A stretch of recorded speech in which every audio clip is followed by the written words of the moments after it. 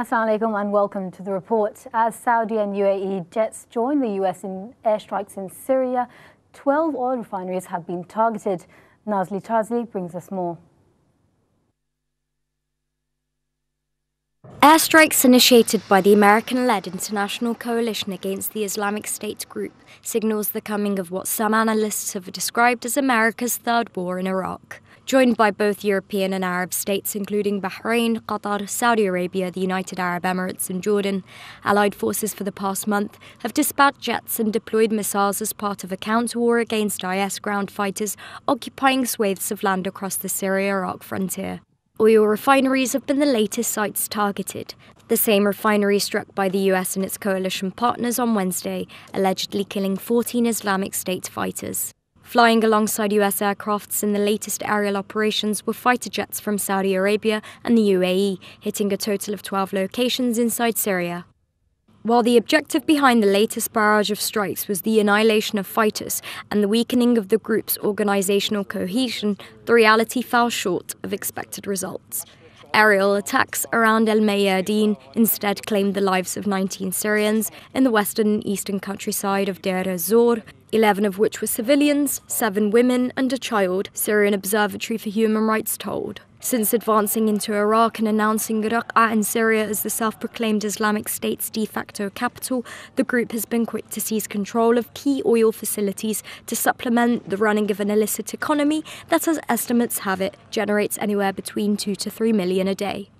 IS's rapid expansion and the establishment of its self-imagined caliphate has seen America rallying support from Sunni regional powers to embark upon an intense and sustained strategy for combating the militant group. The initial days of recent strikes suggest another aim is the severing of IS's financial underground networks that have helped consolidate a self-sustained economy contingent upon crime networks, hostage-taking, oil and private donations.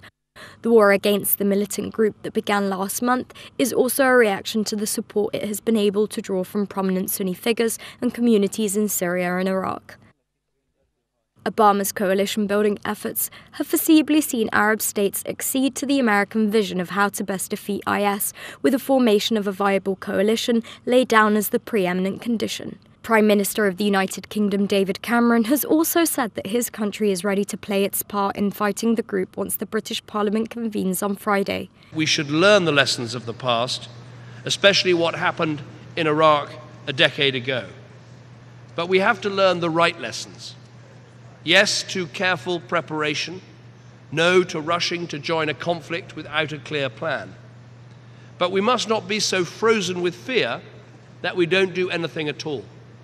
But Cameron's latest announcement has attracted criticism from a weary public over British involvement in yet another war, as stark reminders of Britain's involvement in the 2003 Iraq War remain prevalent. As strikes continue, the question posed by humanitarian organisations is whether the welfare of civilians residing in IS-controlled areas will be compromised and whether America's campaign can successfully dissolve IS support networks.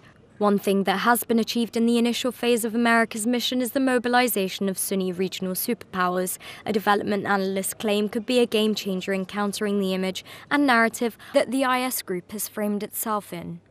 Yet in spite of this new phase, apprehensions loom large as many ask why should a military campaign in the region succeed this time around.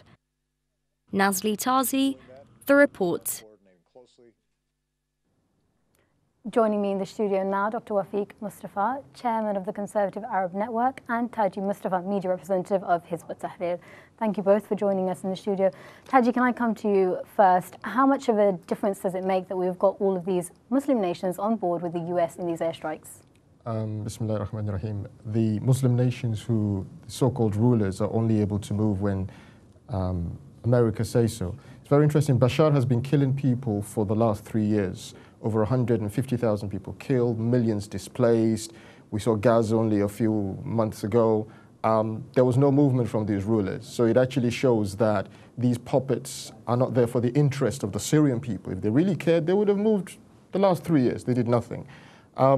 Also, they and the US are what got us to where we are today. The Western intervention in Iraq, the 2003 invasion, creating a very sectarian government in Baghdad, which led some of the tribes to side with ISIS. instead of the Baghdad government. The Western interference is what led us here today. So, I don't support ISIS. We don't have any brief for them, their so-called caliphate. But to think this is just about ISIS as opposed to about the West using its puppets to achieve its own aims, economic, political domination of the region, we would be very naive to think this is for the well-being of the Iraqi or the Syrian people. Dr. Wafik, we have Saudi Arabia, Qatar, all of these different countries coming on board so quickly. Has there been a change in dynamic? I think there have been a change, and the Middle East is changing dynamics every day, particularly what's happening now with the so-called caliphate of Syria and Iraq, because it's immediate danger on the Gulf countries. That's why we say the Gulf countries are the most eager countries to join the alliance of troops or using force or power against the caliphate or an IS. I think it is a very complicated and very thin line between pragmatism and double standard. And that's why I think I could see from Prime Minister David Cameron, he's very careful about his goal, what it's going to be, because that is the second biggest intervention in the Arab world since the Arab Spring. So it's got to be a very well-defined goal, and it should have positive results, rather than having what we've seen in Libya. Now, you just mentioned IS as a target, but we have seen other targets, including the Al-Qaeda-affiliated group, Jabhat al-Nusra, and other fronts. So the targets are much wider than Islamic State. Well, yes. I think it's primarily because of the interests of the West in these particular regions are vital. The interests for energy, I think, are very important. I mean, we got to face that what I say is pragmatic move, and that's why Britain most likely will join the United States. But doesn't this lead us to, I mean, as Muslims, people are asking the question, should we be supportive of this intervention? The absolute answer is no. It's okay to oppose ISIS for a whole list of actions, but we're in the month of Dhul Hijjah.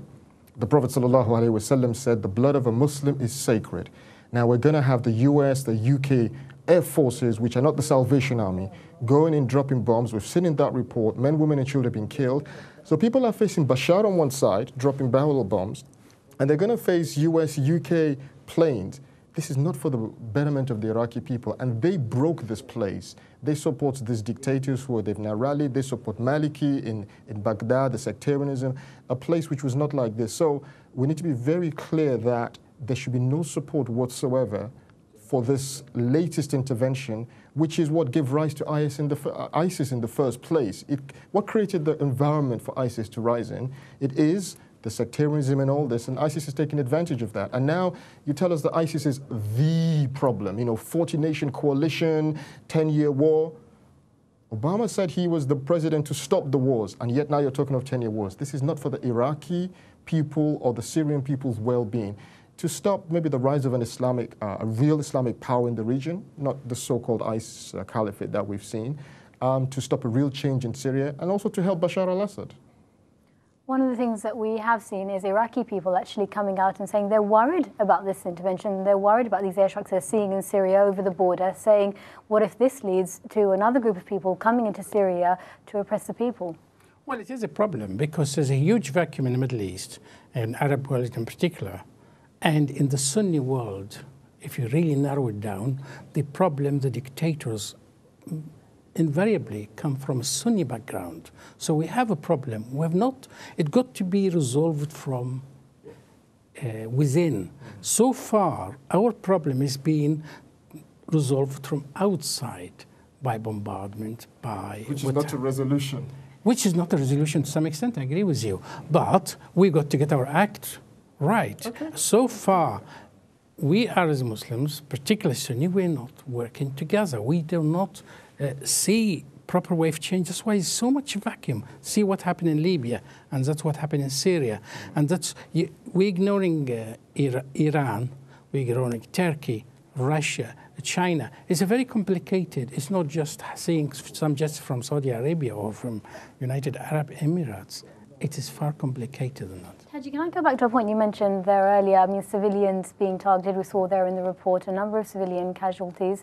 Now, are we almost being misled into a war? A lot of people didn't see this coming, especially with the targets being outside of IS areas. You know, if you watch the BBC, as many of your viewers did, when I watched the BBC yesterday when this broke, you would not realize that there were civilian casualties. It was all about, we hit militants, and so they have a public in the UK, even in the US, which is very war-weary. And so you have to give them a certain narrative. You have to say that ISIS is this huge, gigantic force. And a lot of this is overplayed. In Syria, ISIS is fighting other groups, which is one of the big questions about ISIS. Why is it fighting other Islamic groups which are struggling to remove Bashar? In Iraq, it doesn't control all of this area. It controls it in alliance with the tribes, who have a shaky relationship with ISIS. So what is sold to the Western public is to justify an intervention for Western interests. And anybody supporting that intervention is supporting Western interests and actually calling for the killing of Muslims on the ground, which is something which is clearly wrong. I agree with the doctor that the Muslim world needs to get its act together. It needs good governance. It needs a governance where people are accountable, not imposed from outside, where we don't have dictatorship. A governance that is in line with the people's beliefs. They're Muslim, their aspiration. So that's really the Khilafah Rashida, the Khilafah that was established, the state by the Prophet ﷺ. That's the model we need to go back to, not a false declaration that we've seen, or the attempt to keep us away from this concept of Khilafah. The nation state, you don't believe in nation states? The nation state, drawn up by Sykes-Picot. If I just draw us back to this particular discussion. Now, tomorrow Parliament being recalled, the British government will be talking about as to whether Britain should be involved in these airstrikes. Dr Wafik. I think it will be a very tense, difficult debate. It will not be easy, particularly when it comes to Syria. And as I say, the goal got to be very clear, collateral casualties, as it's been mentioned, because there is a trap as well. There is a paradox, you're dealing with Syria, who you're fighting. Syria could trap the West, to embarrass the West, to get them out of their back. So this is a very complicated war. On that note, I'm going to have to leave us on that. We will be following developments with that on tomorrow's programme. But for now, here's the rest of the day.